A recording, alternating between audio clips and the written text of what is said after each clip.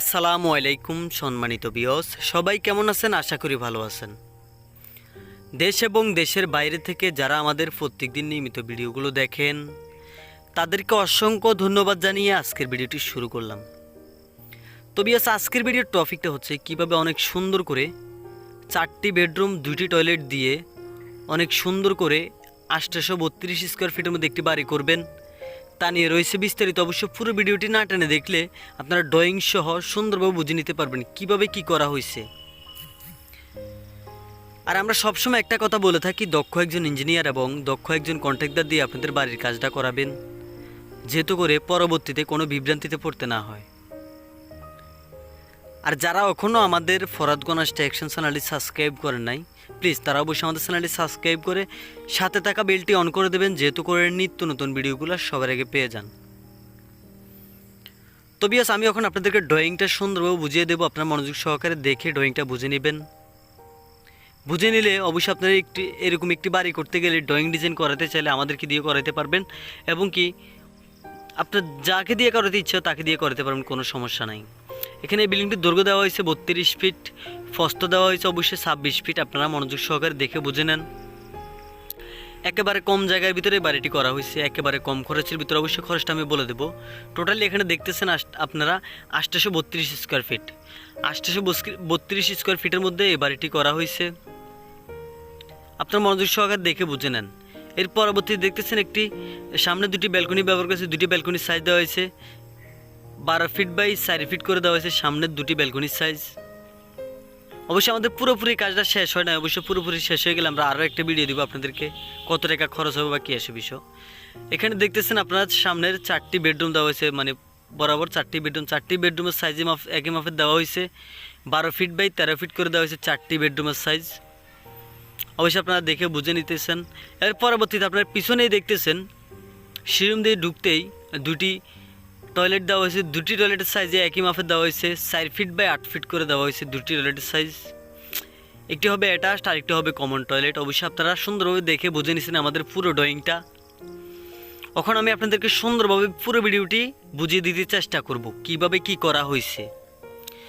তো অবশ্যই আপনারা পুরো ভিডিওটি না টেনে দেখলে সুন্দরভাবে বুঝে নিতে পারবেন অবশ্যই আমাদের কাজগুলো কি ভালো হয়েছে না খারাপ হয়েছে। আপনারা মনোযোগ সহকারে দেখে বুঝে নিলে আমাদের ভিডিওটা যদি কোনো না টেনে দেখেন আমাদের একটু উপকার হবে এবং কি আপনাদেরও উপকার হবে, সেটা অবশ্যই আপনারা জানেন। আপনারা একটি বাড়ি কাজ করাতে গেলে সব কিছু দেখে জেনে বুঝে কাজগুলো করাতে হবে। অবশ্যই ঠিক ওইভাবেই আমাদের একটি ভিডিও আপনারা যদি দেখেন আমাদের একটু উপকার হবে। তো ভিউয়ার্স, এটা হচ্ছে সামনের বেডরুমটা। অবশ্যই বেডরুমটা সাইজ দেওয়া হয়েছে, আমি আপনাদেরকে দেখিয়ে দিচ্ছি 12 ফিট বাই 13 ফিট। আমরা এখানে দেখতেছেন জানালা ব্যবহার করেছি 2টি জানালা। 2টি জানালার সাইজে একই মাপে দেওয়া হয়েছে 3 feet by 4 feet by 4.5 feet করে দেওয়া হয়েছে 2টি জানালার সাইজ। আর পরবর্তীতে আপনারা দেখতেছেন সিঁড়ি রুমটা অনেক সুন্দর করে করা হয়েছে। আমি এখন আপনাদেরকে সামনের একটি বেডরুম থেকে ঢুকে দেখাইছি। অবশ্যই আমি আপনাদেরকে সিঁড়ি রুম দিয়ে ঢুকে এখন দেখাচ্ছি আরও একটি বেডরুম। এই বেডরুমের সাথে অবশ্যই একটি কেসিং ব্যবহার করা হবে, বাইরে দিয়ে একটি কেসিং করে নেবেন, এবং কি উনি পাশেই গোসলখানা মানে অনেক কিছু একটা ব্যবস্থা করে নিছে, যেহেতু করে পানির ব্যবস্থা করে নিছে আলাদা সিস্টেম বাইরে। তো উনি বাইরে কেসিংটা করবে এবং কি গোসলখানাটাও বাইরে উনি সুন্দরভাবে স্টার একটা করে নেবে। তো আপনারা চাইলে এরকম করে করতে পারবেন, কোনো সমস্যা হবে না। তো এই বেডরুমটার সাইজ তো একই মাপের, আপনারা অবশ্যই জেনে বুঝে নিছেন। আমাদের এখানে আমি আপনাদেরকে দেখাচ্ছি একটি টয়লেট। এই টয়লেটটির সাইজ অবশ্যই বলে দিচ্ছি 8 ফিট বাই 4.5 ফিট। অবশ্যই পিছনে আরেকটি টয়লেট করা হয়েছে। ওই টয়লেটটা হচ্ছে গিয়ে অ্যাটাচড টয়লেট। অবশ্যই এটা হচ্ছে গিয়ে কমন টয়লেট। আমি আপনাদেরকে অ্যাটাচড টয়লেটটা দেখাচ্ছি, এখন কমন টয়লেটটা দেখিয়ে দেবো। তো আপনারা চাইলে এভাবে করে নিতে পারবেন, কোনো সমস্যা হবে না।